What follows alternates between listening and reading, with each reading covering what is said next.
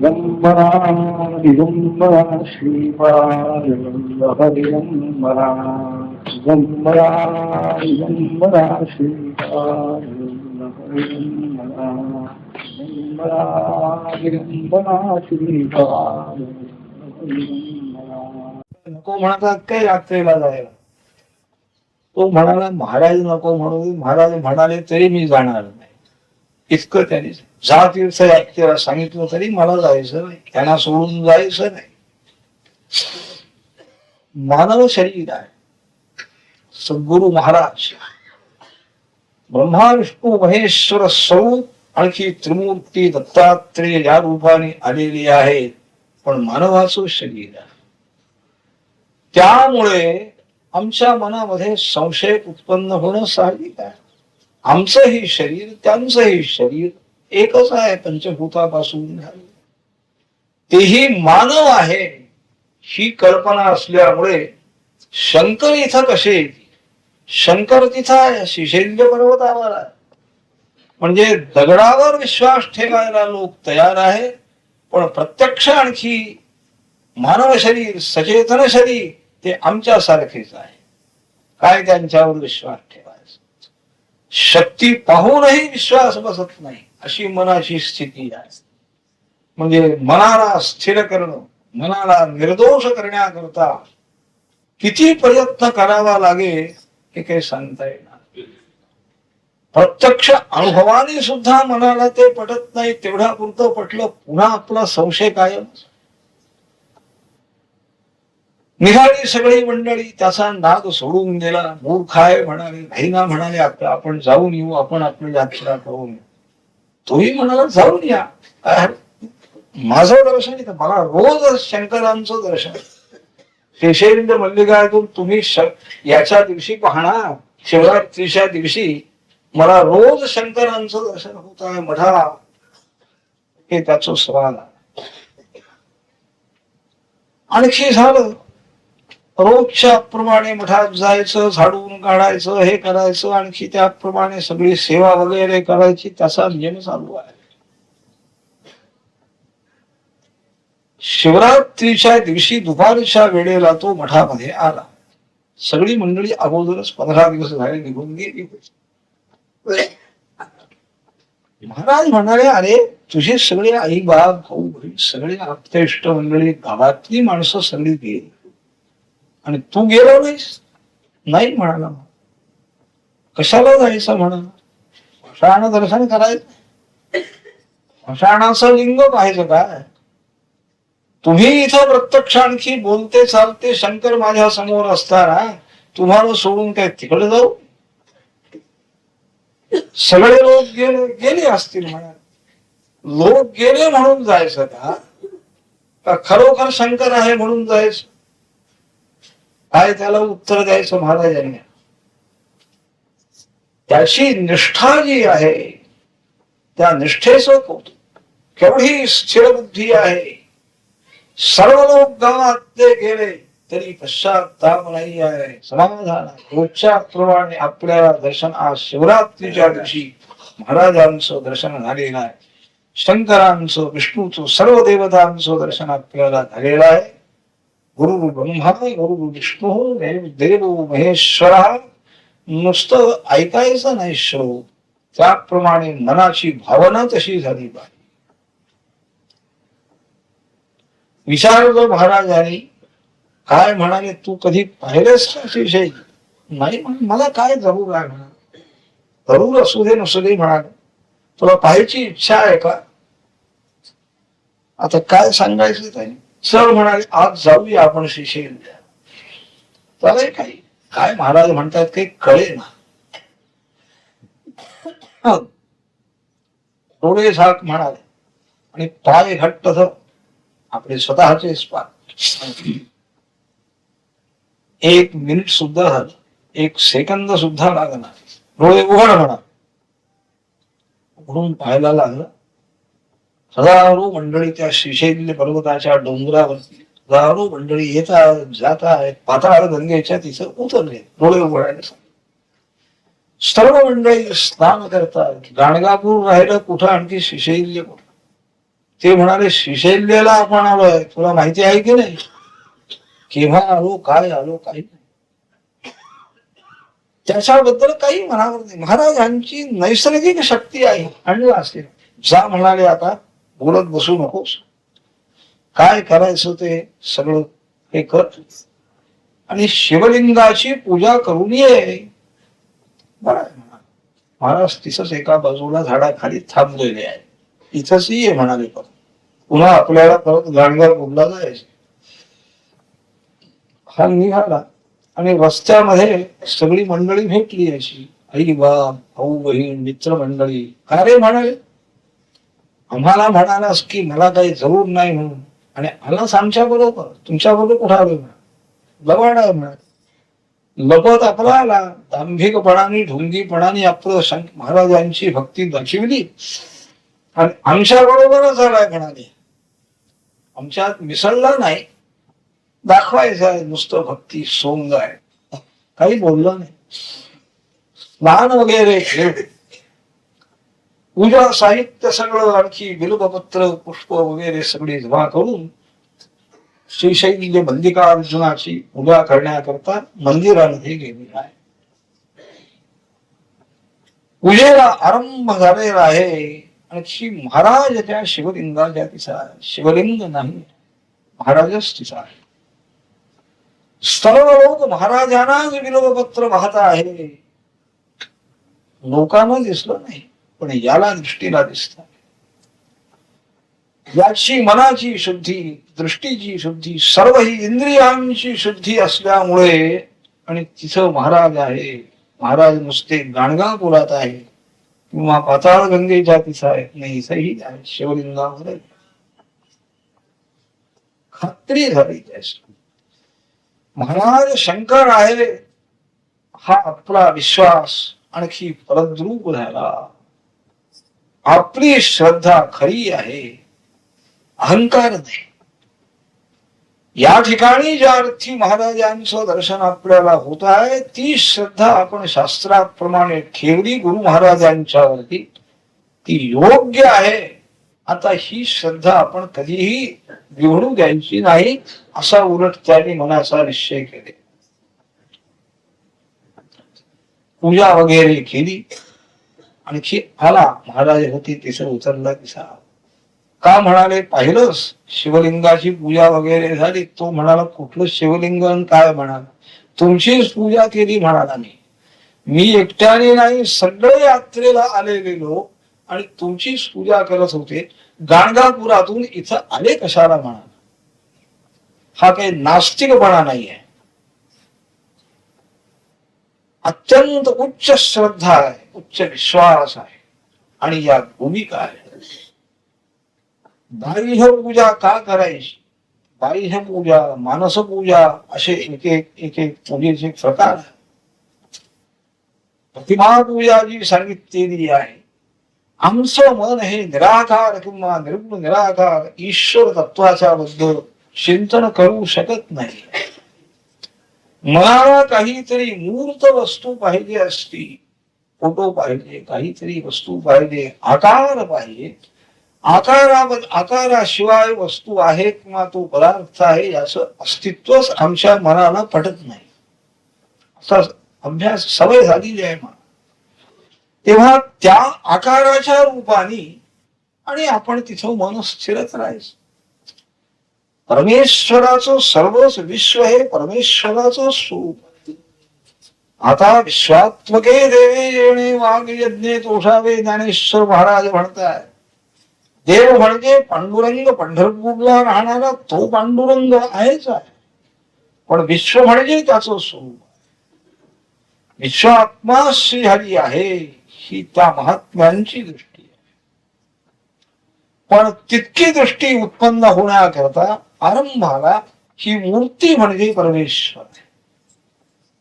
इतकी तरी बुद्धी झाली, तिचं जरी मन स्थिर झालं आणि अगदी अत्यंत श्रद्धेनं पूर्ण निष्ठेनं जरी त्या ठिकाणी उपचार अर्पण केले तरी सुद्धा मनोभूमिका ही जास्तीत जास्ती तयार होत.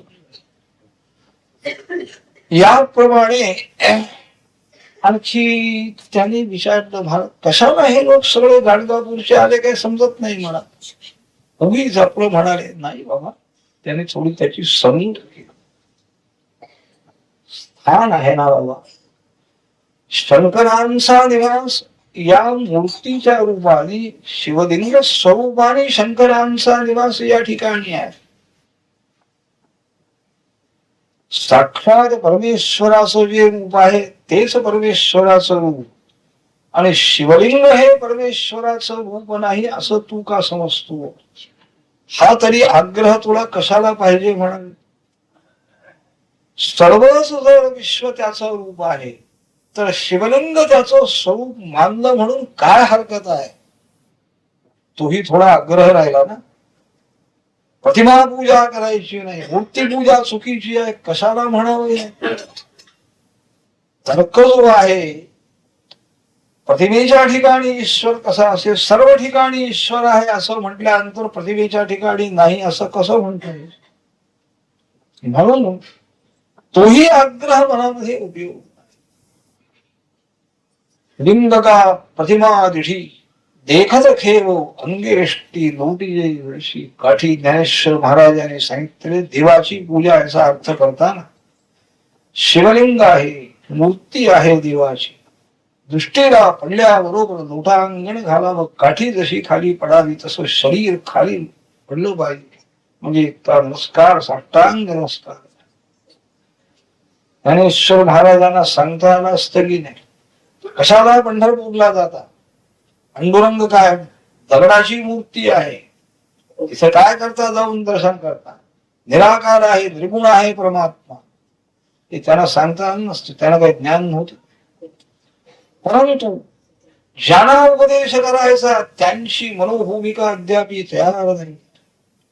सर्वत्र परमेश्वर आहे हे पाहण्यासारखी त्यांची बुद्धी योग्यता नाही आहे.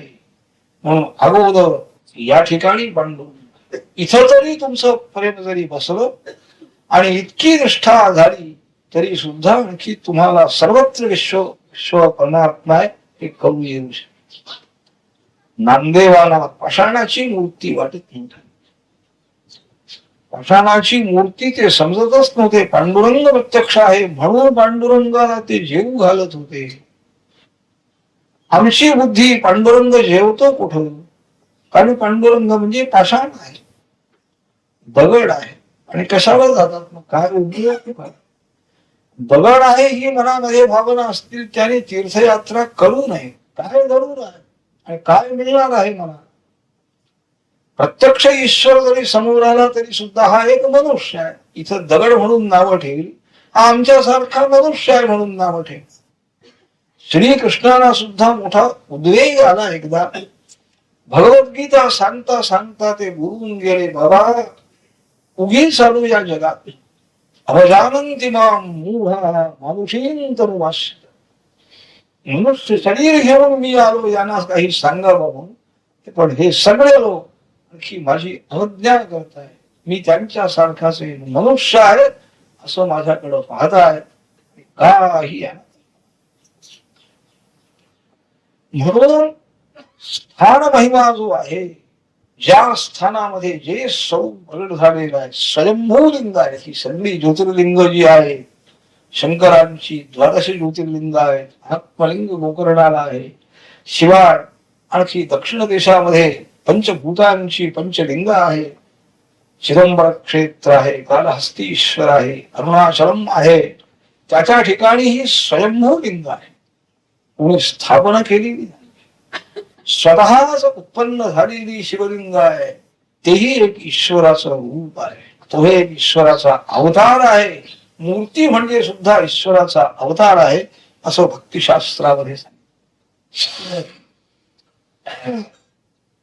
तर याप्रमाणे त्याला उपदेश केला, बाबा इथं सुद्धा पूजा करावी. मनातला तुझ्या आग्रहच नाही का?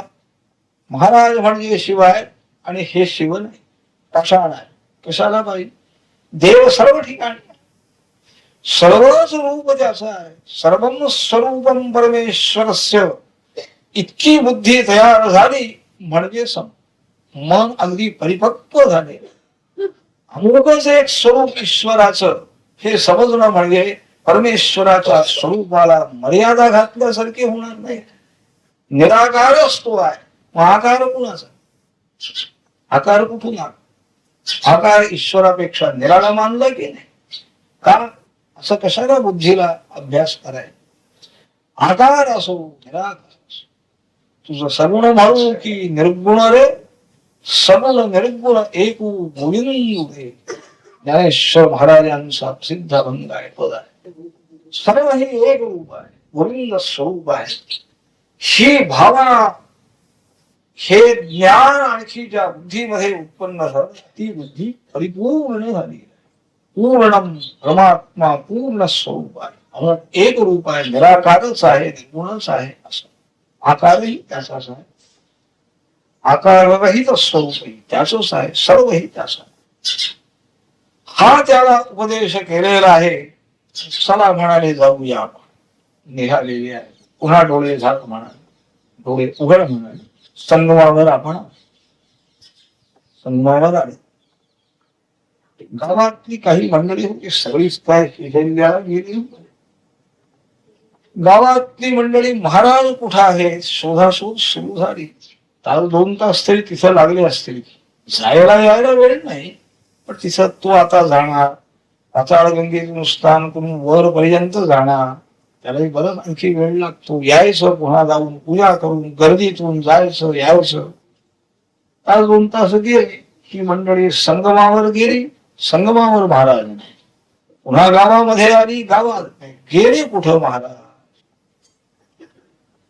तिथं आल्याबरोबर त्याला सांगितलं, बाबा गावात जा, सांगा सगळ्यांना मी इथं आहे म्हणा. तो आला गावात.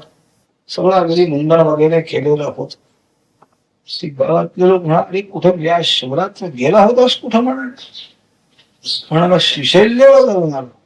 शिशैल्याला दुपारी घरी होतास म्हणाले, आणि आता गेलास. गायला यायला वेळ लागला नाही मला, तिथंच थोडा वेळ उघडला.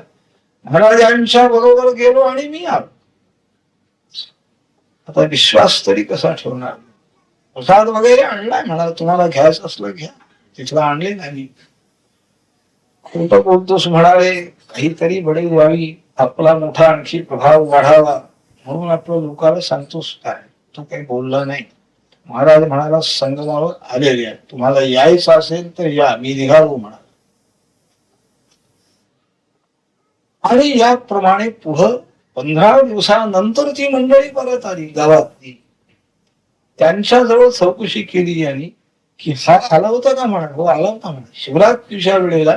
याला मी तिथं मात्र पाहिलंय. मात्र त्या लोकांना वाटत होतं हा आमच्या बरोबरच लपत आलेला आहे, लपून आलेला आहे, हा प्रत्यक्ष आम्हाला भेटला नाही. पण या गावात त्या लोकांनी सांगितलं तो शिवरात्रीच्या दिवशी दुपारी 12 वाजेपर्यंत इथं होता. म्हणजे त्यांच्या मनातलाही संशय घ्या, लपून नाही, बरोबर त्या वेळेला. यांना वाटत होतं हा खोटं बोलतोय, पण त्या लोकांनी सांगितल्यानंतर हो आला होता म्हणाले. खरं आहे. म्हणजे ईश्वराची किंवा महात्म्यांची शक्ती खरी आहे हे समजून येण्याला सुद्धा आणखी 15 दिवस लागले. आणि त्याच गावातल्या लोकांना लागले.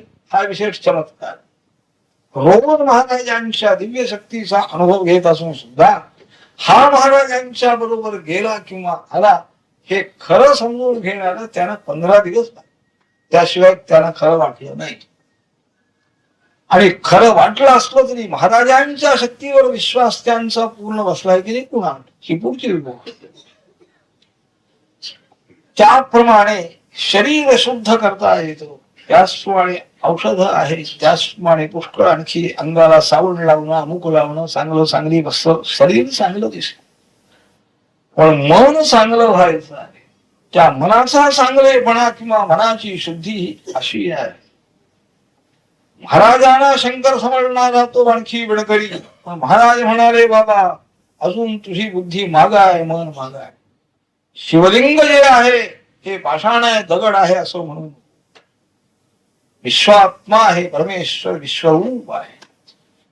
दगड, धोंडे, माती, चेतन, अचेतन सर्वही एकंदर, मूर्ख, ज्ञानी, गरीब, श्रीमंत सर्वही परमेश्वर. नाही तर तू पूर्ण भक्त होणार नाही. सर्वही परमे सकलमिदम अंश वासुदेव. ही ज्या वेळेला तुझी मनाची तयारी होईल त्या वेळेला पूर्ण झालास. म्हणून ज्ञान जरी होतं, मोठी भक्ती होती, मोठी निष्ठा होती, तरी सुद्धा त्याला ते स्थान महात्म्य सांगितलेलं आहे. शिवलिंगाची पूजा करणारे हे सगळे लोक हे सुद्धा भाविक आहे. यांच्याही भक्तीला तुला नावं ठेवता येणार नाही. तुला त्याचा विश्वास नाही, माझ्यावर विश्वास आहे. माझं स्वरूप तुला त्या शिवलिंगावर दिसलं, सर्व लोकांनी माझी पूजा केली असं तुला दिसलं असलं तरी त्यांनी केलेली पूजा सुद्धा बरोबर आहे. नावं कोणालाही ठेवायची. आग्रह तो होतो. नावं ठेवणं याचा अर्थ आम्हाला जे वाटतंय तेच बरोबर आहे, दुसऱ्याला जे वाटतं ते चुकीचं आहे, ही मनाची आणखी भूमिका असली म्हणजे तिथं अपूर्णता आहे, पूर्णता आहे. याप्रमाणे आणखी त्या तंतुकाचं चरित्र नामधारकाला सिद्धाने समजावून सांगितलेलं आहे. दुसरी दिवसाची गोष्ट आहे. शिवरात्रीला आले संगमावरच त्या दिवशी. त्याच्या पूर्वीची थोडी कथा सांगताय. नंदी नावाचा एक ब्राह्मण अंगाला श्वेतकुष्ठ झालेला आहे, कुष्ठरोग झालेला. तुळजापुरामध्ये गेला. जगदंबा आहे, पूर्ण शक्तीपीठच आहे. 3 वर्ष राहून अन्न नाही, काही नाही, उपोषण करून त्याने देवीची सेवा केली. आपला रोग बरा व्हावा, शरीर चांगलं व्हावं. मनाकडं लक्ष नाही, कारण लक्ष द्यायला मन तितकं स्थिर होत. शरीर बिघडलेला, शरीर चांगलं व्हावं, शरीर तिकडं लक्ष.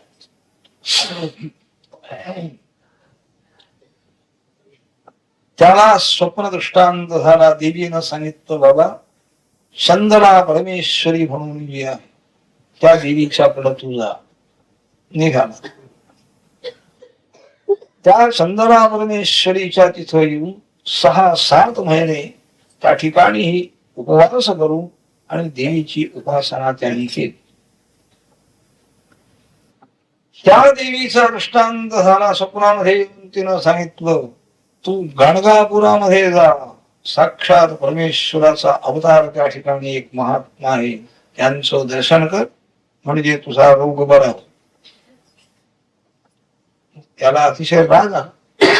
काय म्हणाला, तो खेळ चाललेत की काय, तुम्ही देव आहात की कोण आहात? भांडण सुरू झालं. म्हणजे हा इतका निग्रही अनुष्ठान करणारा, शास्त्रावरती विश्वास होता. तेव्हा देवतांची शक्ती शास्त्राने सांगितलेली आहे, काही करू शकता. याच्याकडे जा, त्याच्याकडे जा, काय झालेलं तुम्ही म्हणाल, पण मला पाठवता म्हणजे एका माणसाकडे पाठवता तुम्ही. मनुष्य आहे ही भावना. गाणगापुरामध्ये महात्मा आहे म्हणजे मनुष्यच आहे, संन्यासी एक मनुष्य. तुम्ही देव आहात आणि त्या देवाने आणखी हात टेकले आणि त्या मनुष्याकडे मला पाठवून द्या. काय माझा फायदा होणार? सत्ताला पेटला आणि मला काय म्हणणार, बरं झालं नाहीतर जीव जाईल, पडेल देह, मी इथंच राहणार. पुन्हा त्याने उपास सुरू करू आणि पुन्हा उपासना अनुष्ठान सुरू केले. सगळ्या एकंदर भोग्याना पूजकांना दृष्टांत झाला. याला म्हणाले, बऱ्या बोलाने गेला गाणगापूरला, तुमचं ऐकलं तर बरं, नाही ह्याला देवळात येऊ देऊ नका, घालवून द्या. त्याने दुसऱ्या दिवशी सांगितली, तुला जायचंय की नाही म्हणा. देवीची इच्छा नाही, तुझा देवीवर विश्वास आहे ना, मग ती सांगते तुझी आज्ञा तिची पालन करायला नको का?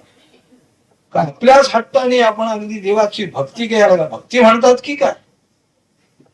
जे असेल देवाला इष्ट त्याप्रमाणे आणखी वागायची तयारी पाहिजे. ठेविले अनंत तैसेशी राहावे, ही खरी भक्ती आहे. तुला आम्ही येऊ देणार नाही म्हणाले, उद्या देवळात पाय ठेवशील तर बघ, फेकून देऊ, नदीमध्ये फेकून देऊ.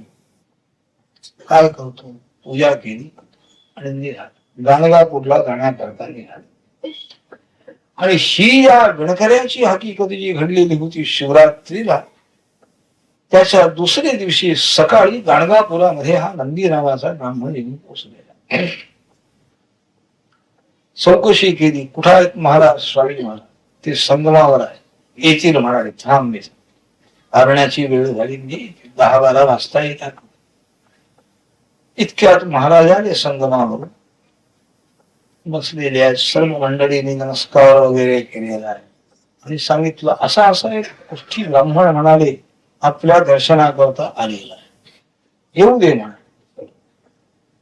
तो ब्राह्मण आला, त्यांनी साष्टांग नमस्कार महाराजांना केला, हात जोडून उभा आहे. काय म्हणाले? काय तुळजापूरला जाऊन आला? चंद्रा परमेश्वरीची सेवा करून आला म्हणाले. इथं कशाला आला तुम्ही म्हणाले? आम्ही माणसं आहोत म्हणाले. माणसाकडून तुमचं काम कसं होईल? त्यापेक्षा देवाकडे जा तुम्ही, पुन्हा तिकडे जा की त्या देवीकडे. मंदिरात येऊ देत नाहीत ना. मंदिराच्या बाहेर काय झाडं बिडं कमी आहेत, कुठल्या तरी झाडाखाली राहून करा की देवाची भक्ती. मंदिरात येऊ देत नाहीत म्हणून त्यांनी भीती घातली तुम्हाला, आणखी दाखवली. इथं कशाला आला? आमच्या जवळ काही शक्ती नाही, आम्ही सामान्य माणसं आहोत. हाही मोठा मोह आहे. यांनी तर त्याप्रमाणे संशयच व्यक्त केला होता. परंतु असे जे महात्मे आहेत ते असं सांगतात, आम्ही सामान्य माणसं, आम्हाला काही कळत नाही असं सांगितलं म्हणजे संपलं की विश्वास कसा बसतो. हे स्वतः सांगताय की आम्हाला काही शक्ती नाही, म्हणूनही मनामध्ये विश्वास राहत नाही. असे अनेक मोहाचे प्रसंग आहेत. या सगळ्या प्रसंगाला टिकून आणखी जाणं म्हणजे फार कठीण. परशुरामजी त्यांच्या पित्याचा नाश केला कार्तवीर्यार्जुनाच्या मुलाने. मग ते आपल्या पित्याचं शरीर एका कावडीमध्ये एका बाजूला ठेवलं, आपल्या मातेला एका कावडीमध्ये एका बाजूला बसवलं. हे खांद्यावरती कावड घेऊन परशुरामजी निघाले. मातेला सहगमन करायचं. तिथून त्या दक्षिण देशातून येता येता या माहूर क्षेत्रापर्यंत आलेले आहे. तिथं आकाशवाणी झाली, परशुरामा तुझ्या पित्याचं सर्व औषधेही या ठिकाणी कर, रेणुका मातेचं सहगमन या ठिकाणी. कावड खाली ठेवलेली आहे. पण आता कोण सांगणार? कोण ब्राह्मण पाहिजे ना तुम्ही? तिथं सगळं जंगल आहे. इथं आता सर्व विधी सांगणारा कोण आहे? देवी साक्षात जगन्माता रेणुका देवी. तिनं सांगितलं बाबा इथं भगवान दत्तात्रेयांचा आश्रम, त्यांच्याकडे जा, शरण जा, त्यांना विनंती कर, ते सगळा विधी सांगतील आणि त्यांच्या आज्ञेप्रमाणे मी सहगमन करी. आश्रमामध्ये गेले परशुराम. तिथं काय, एक स्त्री आहे जवळ बसलेली आहे. दत्तात्रेय उजून बसलेले आहेत. त्यांचं बोलणं चालणं चाललेलं आहे. अत्यंत प्रेमाचे साडे चाललेले आहे. परशुरामजी पाहत. ते म्हणाले, अरे कशाला आलास आमच्याकडे? ते उलट दत्तात्रेय म्हणाले, मला काही कळत नाही, मला काही सांगता येत नाही, मी काही शिकवलेलं नाही आहे. हे पहा म्हणाली, ही स्त्री आहे, याच्या पाशात सापडलेलो आहे मी. सामान्य माणसापेक्षा सुद्धा मी अगदी कमी दर्जाचा आहे. जा म्हणाले तू. मला काही नाही, कोणचंही कर्म काय अकर्म काय काही समजत नाही, अमुक नाही. जगदंबा माता रेणुका तिचा. परशुरामांच्या मनामध्ये आता काय वाटेल? दत्तात्रेय म्हणजे सर्व विद्या, सर्व त्रिमूर्ती रूप, आणि ते स्वतः सांगतायत आणि तसं दृश्य दिसतात. काही यांची शक्ती गेली असेल असंही वाटण्याचा संभव आहे. पण जगन्माता रेणुका देवीनं सांगितलं, महाराज आपण असंही आहात, काही आपल्याला पाप नाही, पुण्य नाही, काही संबंध नाही. आपण स्वरूप म्हणजे सच्चिदानंद घन आपण परमात्मा साक्षात आहात. आपल्याला कोणताही दोषही नाही. निर्दोष एक परमात्मा आणि निर्गुणही तोच एक आहे. बाकी सगळेही जीव त्यांच्यामध्ये काही दोष काही गुण असे असायचे. एकही जीव पूर्ण निर्दोष किंवा पूर्ण निर्गुण कुणीही जीव नाही. जगदंबेनं स्वतः प्रभूचं वर्णन केलं, महात्म्य सांगितल्यानंतर तेही अगदी संतुष्ट असते. जगन्माता रेणुका देवीचाही आणखी त्याने स्तुती केलेली आहे. आणि अशी स्थिती का झाली म्हणाले, अशा एका क्षत्रिय राजपुत्रांनी मारले म्हणाले. अरे अरे, सगळा त्यांचा कुलक्षय होईल म्हणून बोलू. आणि भगवान दत्तात्रेयाने सर्व ही आणखी 10 दिवसाचा तो सगळा विधी त्यांनी सांगितलेला आहे. ते आचार्य झाले, रामाचार्य, रामांचं आचार्यत्व त्यांनी केलेलं आहे. आणखी देवी जगदंबा रेणुका माता तिनं सहगमन त्या ठिकाणी केले. म्हणले मनामध्ये संशय उत्पन्न होण्यासारखे प्रकार असतात, पण अशाही वेळेला त्यांच्याबद्दल मन अगदी स्थिर राहणं ही खरी निष्ठा आहे, श्रद्धा ही खरी आहे, पक्की आहे. तर याप्रमाणे तो नंदी ब्राह्मण जो आहे, महाराज म्हणाले आम्हाला काही कळत नाही, आमच्याकडून काही काम होणार नाही. तुम्ही माणसं आम्ही माणसं म्हणाले, आम्ही काय करणार होतो, जा कुठेतरी जा, काय करावं, निराश होऊन आलेला आहे. देवीची आज्ञा झालेली आहे, देवीनं साक्षात पाठविलेला आहे. नामदेवांच्याही मनात संशय उत्पन्न झाला ना, गोष्ट आहे की नाही. गुरुशाकडे जा बाबा, त्याशिवाय तुला पक्क मळकं होता येणार नाही. तू कसंच मळकं तुला म्हटलेलं आहे ते खरं आहे. देव बोलतो आहे, चालतो आहे, जेवण करतो आहे, इतका सगळं साक्षात्कार आहे, तरी सुद्धा कच्च मडकं म्हणतायत ज्ञानी महान. होय, देवाने सांगितलं जा म्हणाले गुरुंच्या. आणि ते गेले औंढ्या नागनाथाला. तिचा आणखी विसोबा खेचर पडलेले आहे, शिवलिंगावर पाय ठेवलेला आहे, पायात काही वाहना बिणाही असतील बदाजी, आणि ते पाय ठेवला, डोकं दुसरीकडे. पाहिलं नामदेवा काय म्हणाले, हे गुरु शंकराच्या याच्यावरती शिवलिंगावर पाय ठेवून दिसतात म्हणाले, हे कसे गुरु.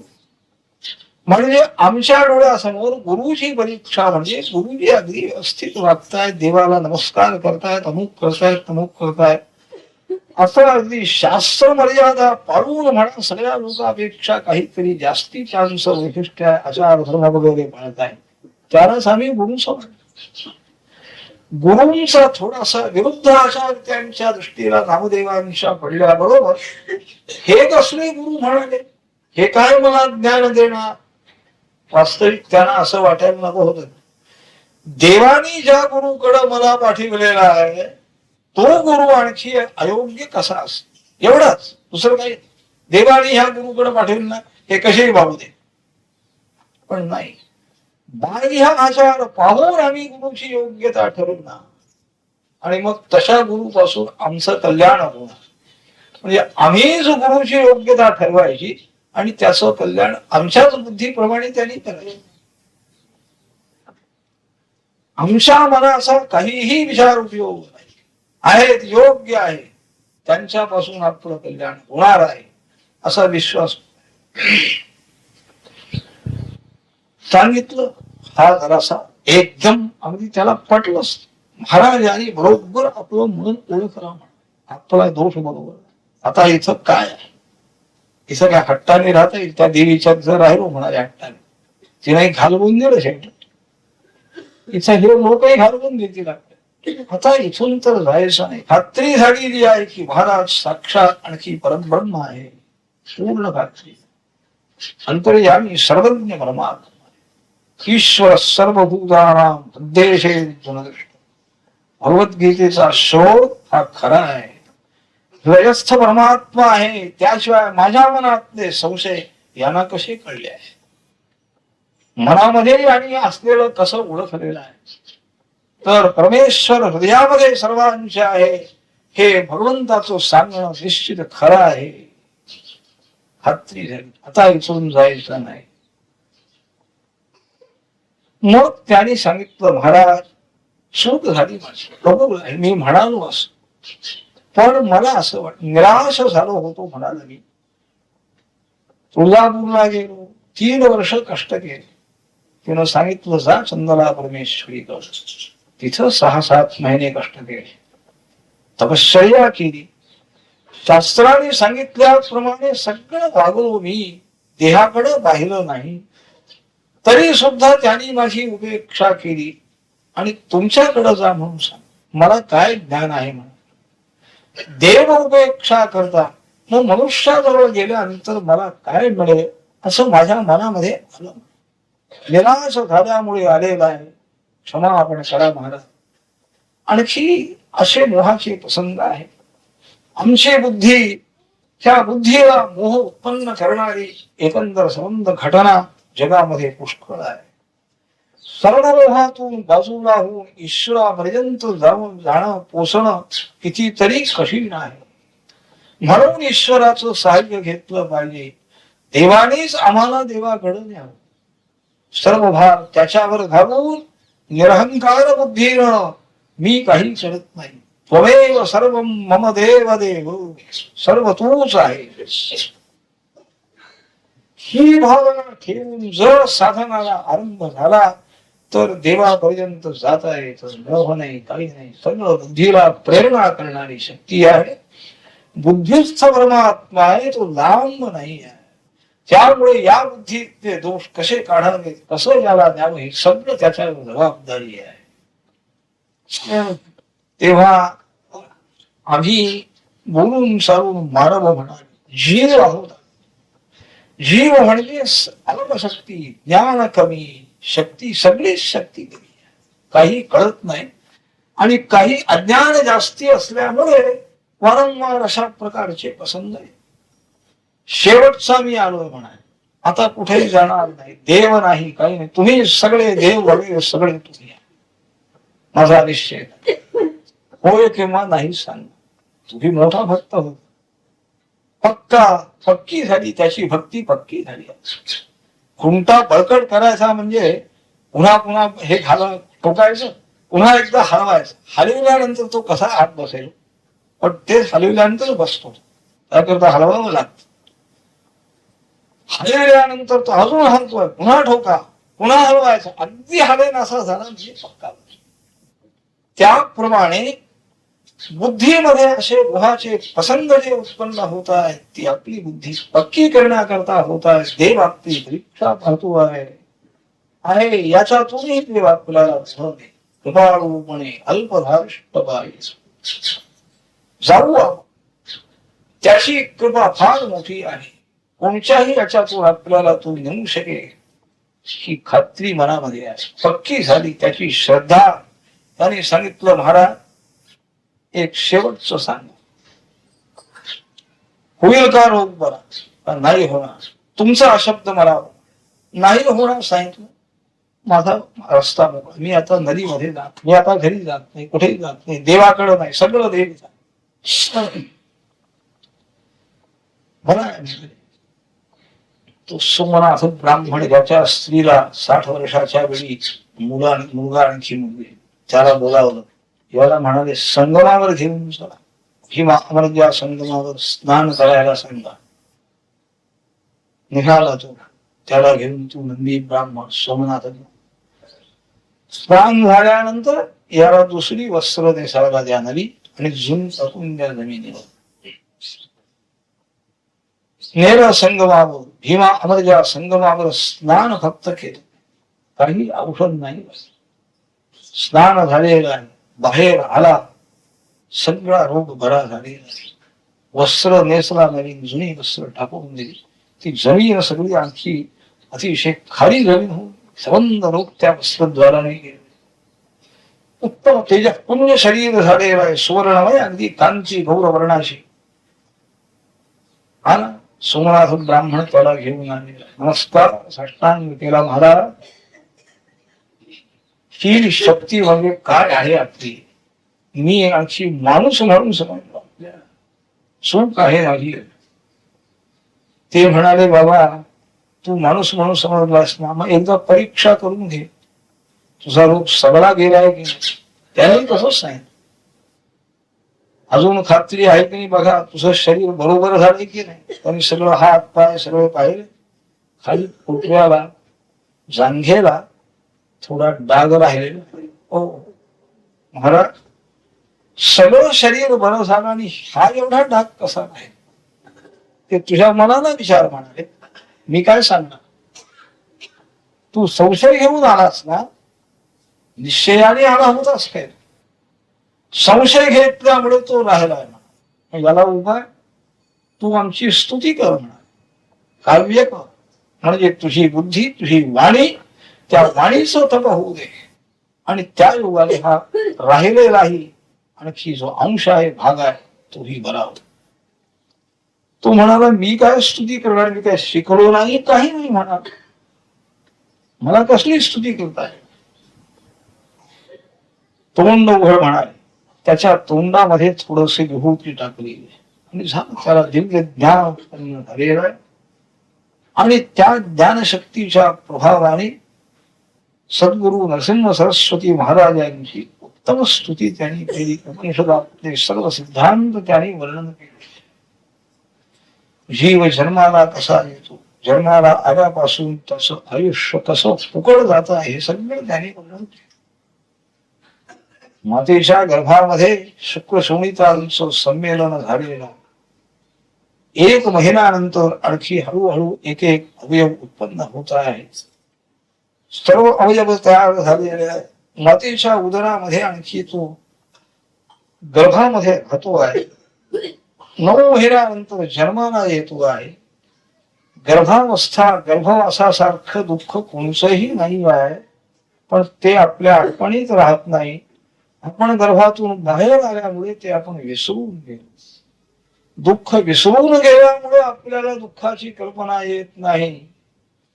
पुन्हा बालवयामध्ये असताना अज्ञान आहे, बोलता येत नाही, सांगता येत नाही आपल्याला काय होतं, शरीराला काय ताप झाला, काय झाला, भूक लागल्यानंतर पोटात दुखतंय म्हणून आईला वाटावं आणि औषध आई वाचती आहे. आणि खरोखर पोटात दुखायला लागल्यानंतर याला बघायला भूक लागली म्हणून आई दूध वाचते. काय कुणाचा दोष आहे. याला बोलता येत नाही, भूक लागली म्हणून सांगता येत नाही. तिच्या मनामध्ये जी कल्पना येईल त्याप्रमाणे मुलाचं संगोपन झालं. आईचं प्रेम मोठं आहे, आईच्या प्रेमावरती हा आक्षेप नाही आहे, प्रेमानेच ती करते आहे विचार. पण अज्ञान जे आहे, त्या अज्ञानामुळे कशी एकंदर स्थिती होती याचं वर्णन ते करतायत नंदी ब्राह्मण. निर्णय म्हणाले आणि पाळण्यामध्ये एक विंचू होता, पाठीला सावला म्हणाले, रडू लागलो मी. आणि ती आई आली, झोकाली ती आई, निजरे म्हणाली, गाणं म्हणायला लागली. काय गाणं म्हणून उपयोग, तो तर पाठीला हे करतो. काय झालंय तिलाही कल्पना नाही. विंचू आहे म्हणून कसं वाटावं तिला, पण अशी परिस्थिती. अशा अनेक आपत्ती येतात अज्ञान दशेत. थोडं बोलायला यायला लागलं, थोडस आणखी बालवय झालेलं आहे, 10-12 वर्ष 14-15 वर्ष गेली, तारुण्य उत्पन्न झालेलं आहे, मग तर काही विचारायलाच नाही. स्वातंत्र्य, बुद्धी स्वातंत्र्य आहे. 18 वर्ष झाली की बुद्धीला स्वातंत्र्य आहे, राज्य शासनानेच दिलेलं आहे. वाटेल तसं वागावं, काही हरकत नाही. गुन्हेगारही स्वतंत्र आहे, सामान्य जनताही स्वतंत्र आहे, सर्व स्वतंत्र. त्याप्रमाणे काही नाही. यौवनम धनसंपत्ती प्रभुत्वम अविवेकता एकैकमपि अनर्थाय किमु यत्र चतुष्टयम्. तारुण्य हे यामध्ये गेलेलं आहे. विचार संपलेला आहे, विचार शक्तीच नाही आहे. आपल्या मनाप्रमाणे वागायचं. माता पिता गुरु म्हणा ज्ञानी कुणाचंही ऐकायचं नाही. भोग या भोगाकडं सगळं लक्ष आहे, आयुष्य सगळं त्यात गेलेलं आहे. हळूहळू तेही वय निघून गेलेलं आहे. कोणतीही अवस्था कायम राहत नाही आहे, कायम ठेवता येत नाही, त्याला कोणताही उपाय नाही. नेहमी तरुण राहावं, म्हातारपण येऊच नाही असं काही इंजेक्शन म्हणा का असं औषध काही निघालेलं आहे का निघण्यासारखं शक्य आहे. अजून तरी काही तसं संशोधन झालेलं स्वर्ग लोकांमध्ये आहे, मात्र सांगतात शास्त्र प्रमाण मान्य असेल त्यांना म्हातारपण कधीच नाही. देवयुनी ही अशी मोठी आहे, त्यांना म्हातारपणच होते. तरुण वय नेहमी तरुण. तर अशा काही काही विश्वसृष्टीमध्ये, परमेश्वराच्या सृष्टीमध्ये असं काही त्याने ठेवलं. म्हातारपण आलं म्हणा, काही सगळी इंद्रिय शिथिल झालेली आहे, स्मरणशक्ती नाहीशी झालेली आहे, शरीरामध्ये शक्ती नाही, इंद्रिय संधी विकल झालेली आहे, ऐकायला येत नाही, डोळ्यांनी दिसत नाही, आणि त्यामुळे सगळ्या शरीराला दुःखाच्या वेदना वगैरे असतात, रोग वगैरे झालेले आहे. आणि एकही दिवशी आयुष्य संपवायला यमदूत येतात, घेऊन जातात, तिथं पुन्हा नरकामध्ये जावं लागतं, ती पाप पुण्याची फलं भोगावी लागतात, सगळं पुन्हा.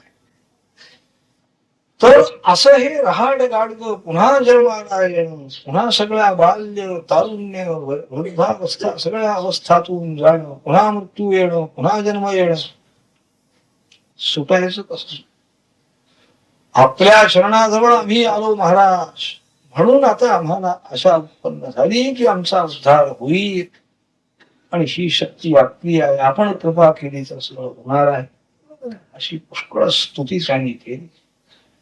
त्याच्या शरीराचा तो राहिलेला कुष्ठाचा डागही नाहीसा झालेला आहे. आणखी तरी ईश्वर त्याला पदवी दिली, वस्त्र वगैरे दिली, आणि सेवा करीत गाणगापुरामध्येच महाराजांच्या जवळ तो ब्राह्मण गेला. याच्या नंतरची कथा सांगत आहे. अनेक भक्त मंडळी आहे, एकच भक्त आहे, परगावचे येत आहेत, गावोगावची मंडळी येत आहेत, आसपासच्या गावातल्या मंडळीने अनेक भक्त होते. नेहमी यावं, दर्शनाला यावं, महाराजांच्या जवळ राहावं, काहीतरी अन्न संतर्पण म्हणा, कोणची जी काही आपल्याला सेवा करता येईल त्याच्याप्रमाणे सेवा करावी. काय दिवाळीचा आणखी दिवस आलेला आहे, दिवाळी आणखी एक 8-15 दिवस होती. अशा वेळेला गावोगावची म्हणजे जवळजवळ आसपासच्या 7 गावातून 7 भक्त मंडळी महाराजांच्या जवळ आली, आणि त्यांनी प्रार्थना केली, महाराज या दिवाळीला आपण आमच्या गावी या, आमच्या घरी या. महाराजांनी आपलं सामान्य सांगितलं, बाबा तुमच्या गावी यावं, येऊ म्हणाले. बोलून येऊ म्हणजे तुम्ही कोणाच्या गावी येणार हे सांगा ना. आता कोणाच्या गावी तुम्हीच ठरवा म्हणाले. 7 मंडळी ठरवा, आणि कोणाच्या तरी गावी आम्ही येऊ. झालं. तो विचार सुरू झाल्यानंतर त्यांच्यामध्ये भांडण सुरू झालं. माझ्या गावी नेणार, माझ्या गावी नेणार. म्हणजे महाराजांना विचारायचं किंवा त्यांच्या संमतीनं करायचं ते बाजूलाच राहील. त्याने थोडीशी मोकळीक दिली, तुम्ही ठरवा त्याप्रमाणे. त्यांचं ठरविणार प्रत्येकाला आपल्या भक्तीचा अभिमान आमच्या गावी यायला पाहिजे. शेवटी महाराज म्हणाले, तुम्ही भांडण्याचं काही कारण नाही, हे पहा आमच्या मनाला वाटेल त्याच्या गावी आम्ही येऊ. बोलून थांबलं भांडण. आता पुन्हा हे आलं की आम्हाला ज्या वाटेल त्याच्या घरी आम्ही येऊ, काय हरकत नाही, त्याला तरी संमती द्यायला पाहिजे. ते नाही होत आमच्या, आमच्याकडंच यायला पाहिजे, आम्हीच मोठे आहो, महाराजांची कृपा आमच्यावरच आहे, असं एक अंतःकरणाला मनाला वाटत. त्यामुळे भांडण. महाराजांनी सांगितलं, आम्ही येऊ कोणाच्या तरी एकाच्या घरी येऊ आमच्या इच्छे, तरी ते करू. हे कसं करता म्हणा, तुम्ही म्हणजे सर्व जग तुमचंच आहे, सगळी तुमचीच आम्ही मुलं आहोत, लेकर आहोत. एकाच्या घरी जायचं, एकाच्या घरी जायचं नाही, असं ऐन करणं चांगलं का वगैरे वगैरे तत्वज्ञान. तर म्हणाले, बर काही काळजी करू नका, तुमच्या सगळ्यांच्या घरी, हा सगळ्यांच्या घरी, हेही शक्य वाटलं नाही.